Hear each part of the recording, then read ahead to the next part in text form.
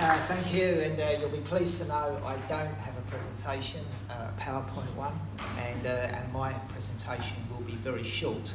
In fact, it exists on these few handwritten notes here, but I think really, first of all, I think just to acknowledge Jonathan's work in bringing this out as a community discussion, because I think we see far too often there is a lot of aggro when you try and discuss what is a very constrained and limited network, wherever that might be, and how you try and balance people's needs and priorities. And I think the only way to do that really is when you have open discussions where you can have those frank and forthright discussions with the people that hold either similar or different views to yourself.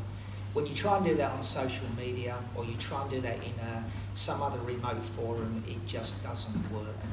So with that, I think just a couple of things to maybe suggest that you think about. Firstly, is this is a difficult policy area, and I think seen from the presentations before, it is difficult regardless of how you see the world, whether you are in government, whether you are a stakeholder group, whether you're an individual in the community, but there's no easy fix. There are constraints, space, budget, and people's priorities, and it's about finding solutions that satisfy the local community. It's about making sure those solutions are practical as well, because they need to work, and the last thing you want is to make some change that then you find has other issues that then become even more difficult to fix. It needs to include a greater road sharing culture and behaviour, and I think that has to be a given in any outcome that you try and achieve. We see firsthand that is often it is an unnecessarily aggro space at times. Importantly, it has to deliver safer outcomes, and also it has to reduce congestion. So again, you've got to see real practical benefits that work. And also for the local community, it's about making sure that when you look at it in its entirety, that it does deliver improved amenity for those that live and use the area. And I think also it's about making sure that it works towards a future transport solution, that the future transport mix will change, and it's been changing since the bicycle or the horse first came along, or the car or whatever. We see pressures around having cleaner vehicles or cleaner transport. We see pressures about making sure that public transport works better. So whatever that might be, I think it's viewing it from a point that we are at a moment in time that has changed from where we've come from and will continue to do so. And we will see new technologies, new types of vehicles or mobilities that are in the mix.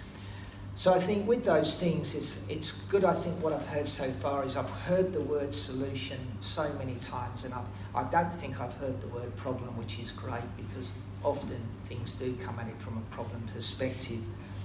I think it is also recognising that it's not about a one-size-fits-all. I noticed on the petition sheets down there was one there for lower speed limits. So I think, again, it's just considering that in some instances that would work, and in other instances it is not the best solution. It's also about that understanding and awareness of the other road users' needs, because, again, we see often there is a very narrow view, there is a single view, and almost every other person's view is wrong. And so I think that's why this sort of forum can pull out those robust discussions that need to happen. And I think lastly is what we do see, which is very damaging, is that when you see those extreme views that arise in a discussion, it does swamp the moderate views, the considerate views, and often the intelligent views.